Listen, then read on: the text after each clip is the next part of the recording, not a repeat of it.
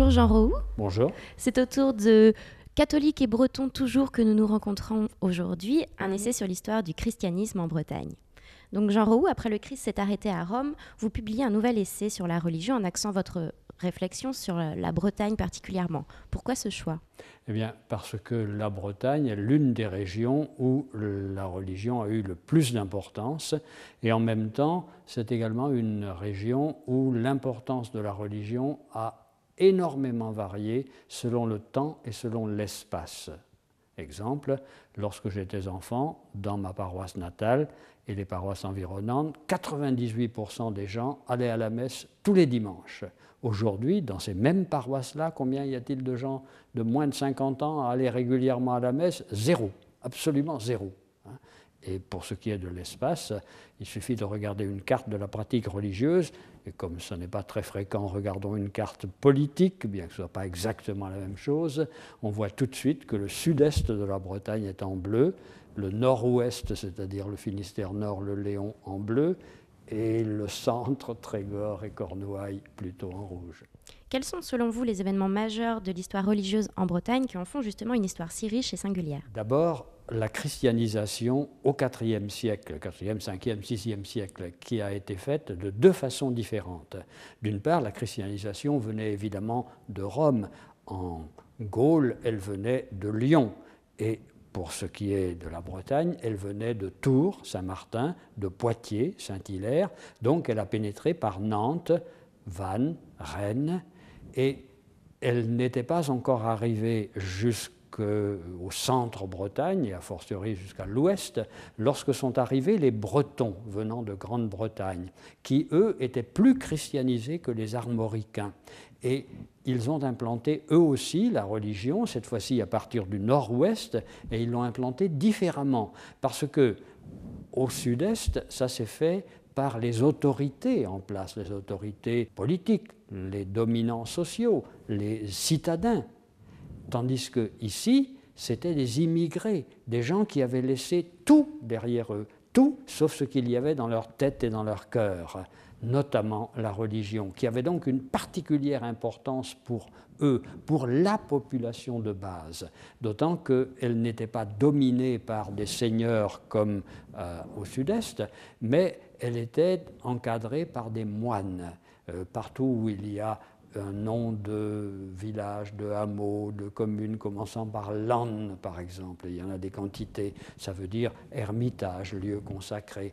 Or, un moine avait beaucoup moins de pouvoir politique, social, et il avait au contraire plus d'influence religieuse, d'autant qu'ils étaient également rebouteux, etc.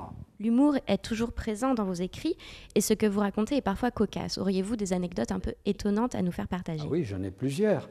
Par exemple, ce qui s'est passé en 1932, au moment où Monseigneur Duparc, célèbre évêque de Quimper, trouve que la pornographie devient vraiment insupportable en 1932. Et il demande à tous ses prêtres d'être particulièrement vigilants là-dessus, notamment pour les bals. Parce qu'on commençait à danser non plus en se tenant par le petit doigt, mais ventre contre ventre. Aïe, aïe, aïe. Et certains des recteurs se disent, oui, bon, je vais encore me faire mal voir, vaut mieux que je sois prudent. Mais d'autres font du zèle. Par exemple, dans le Léon rural, à Saint-Servais, à côté de Plougorvest et de Landivisio, monsieur le recteur, il ne condamne pas les balles, il n'y en a évidemment pas dans le Léon rural. Mais il s'aperçoit que là-bas, il y a des hommes qui montrent leurs cuisses. Et à partir de ce jour-là, pendant 2 ans et demi à peu près, les footballeurs de Saint-Servais ont joué en pantalon et en plus les femmes étaient interdites d'assister au match. Mais je n'ai pas que des anecdotes où j'ironise sur l'Église.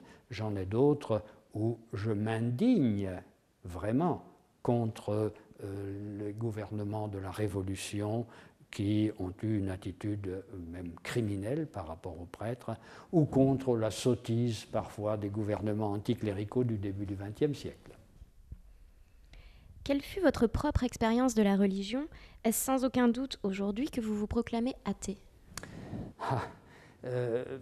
Lorsque j'étais enfant, lorsque j'avais même 14 ans, si on m'avait demandé « est-ce que Dieu existe ?», je n'aurais pas compris la question. Il n'y avait pas de question. Et toute ma vie était rythmée par la vie religieuse. La journée par les cloches de l'Angélus, la semaine par le dimanche, c'était le seul moment où toute la communauté se retrouvait dans l'église, dont le clocher était notre drapeau, notre point de ralliement. Et puis l'année, rythmée par les grandes fêtes religieuses, notre vie même était rythmée par baptême, communion, confirmation, mariage, enterrement. Donc j'étais vraiment dedans, tellement dedans que je n'avais pas de questions à me poser. Je me suis éloigné de l'Église lorsque j'ai compris que l'Église de mon enfance soutenait un ordre social qui était injuste. Dans l'Église, les hommes devant, les femmes derrière, et dans chaque sexe, les riches devant, les pauvres derrière. Et moi qui me trouvais, pour des raisons d'héritage, être devant, je n'avais même pas pensé qu'il y avait derrière là-bas des gens, des femmes surtout, qui ne voyaient même pas ce qui se passait à l'autel.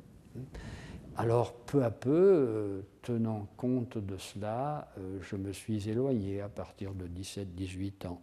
Et puis, quand je suis arrivé en lettres supérieures, en Hippocagne, il y avait là un protestant. Et il m'a fait lire l'Évangile, que nous autres catholiques, nous ne lisions pas. Et j'ai trouvé dans l'Évangile un témoignage de générosité et d'humanisme remarquable, mais opposé à l'orientation de l'Église de mon enfance, et d'ailleurs encore à l'orientation du Vatican d'aujourd'hui. Non pas des catholiques d'aujourd'hui, non, mais du Vatican d'aujourd'hui. Alors oui, je ne pouvais pas continuer vraiment dans ce sens-là, non seulement parce que c'était pratique d'échapper à l'autoritarisme de l'Église qui se mêlait de tout, mais parce que la générosité était dans l'Évangile, certes, elle n'était pas dans l'Église de mon enfance. Dans votre ouvrage, vous n'émettez pas de jugement ferme, mais laissez ouverte la réflexion. Quelle réaction espérez-vous chez vos lecteurs ? J'espère que mes lecteurs réfléchiront à partir de ce que je dis, parce que ce que je dis va tantôt dans un sens, tantôt dans un autre. Et je le répète, je suis souvent critique par rapport à l'Église, jamais par rapport à Jésus et à l'Évangile, et je suis souvent critique par rapport aux ennemis politiques de l'Église. J'espère que mes lecteurs réfléchiront, et non pas nécessairement qu'ils changeront d'opinion, mais moi-même, c'est quand je dialogue avec des gens qui ont des options, des orientations différentes des miennes, c'est à ce moment-là que je progresse, que je peux mieux réfléchir et non pas tourner en rond, que je peux préciser ma pensée. Peut-on encore dire aujourd'hui catholique et breton toujours ? Toujours est un terme qu'il vaudrait mieux ne jamais employer et jamais non plus. Non, pas toujours, puisque, comme je l'ai dit tout à l'heure, la christianisation n'a commencé qu'à partir du IVe siècle. Et jusqu'au XVIIe siècle, cette christianisation était superficielle, n'atteignait pas la profondeur de la population, ni la profondeur des pensées. Au XVIIe siècle, il y a eu un grand mouvement de réforme catholique, de réforme pour inculquer vraiment la religion et en même temps de réforme des mœurs.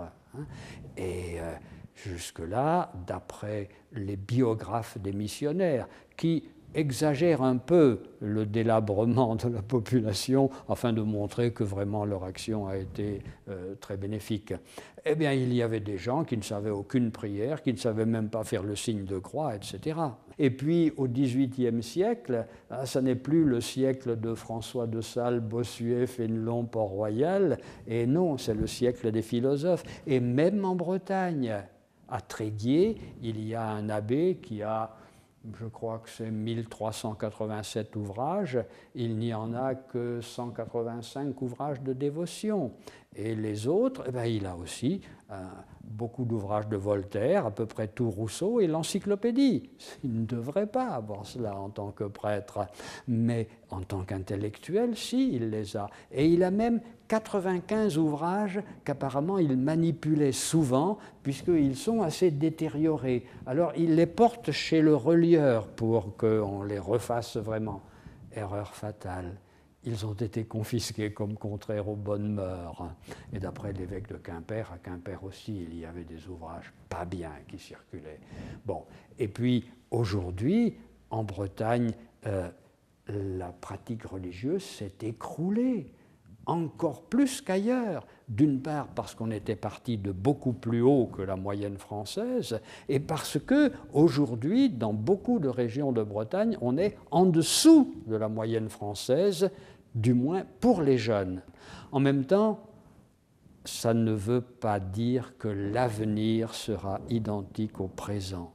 Ça n'est pas du tout la première fois que l'on annonce la fin de la religion. Les révolutionnaires l'ont annoncé triomphalement en 1793 et le XIXe siècle a été un grand siècle de reconquête par la religion et par l'Église.